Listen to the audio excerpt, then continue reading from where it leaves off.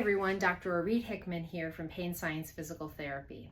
Today's video is going to talk about the use of KT tape or kinesio tape in the treatment of persistent pain symptoms. What you might have seen is that there are images and videos of different athletes that wear different colored tape on their body parts when they go out and they play. And so the question is, does it do anything? I am going to talk about why it is that this might actually help when you're experiencing persistent pain. So on your brain, you have images of your different body parts, and you're born with these maps. They're called your homunculus, and they're a sensory map, and there's a picture of every single part of your body on that map. And those maps are kind of funny looking, so different parts of the map represent different parts of the body.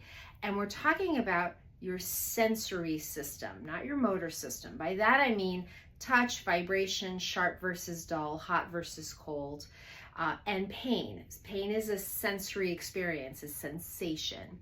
And so when if you think about your hand is a very, very sensitive structure on your body. You're able to do lots of what's called fine motor movement with your hand. Example would be putting on my clothing and putting on a zipper, putting on makeup on my face, putting earrings on my ears.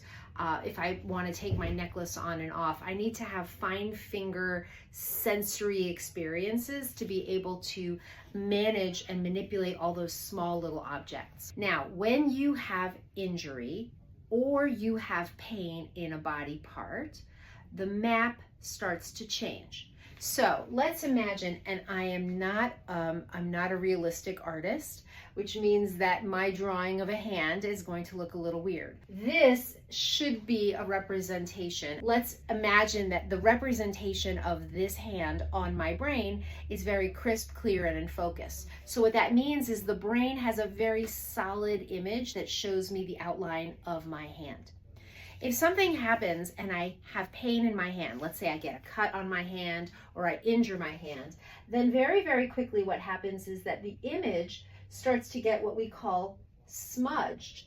We don't have as clear a sensory perception or image of that body part on the map anymore. This is actually very important. We want the brain to have a little bit more sensitivity. When a body part becomes smudged, this is called again cortical smudging. When the body part becomes smudged on the brain, it actually becomes more sensitive.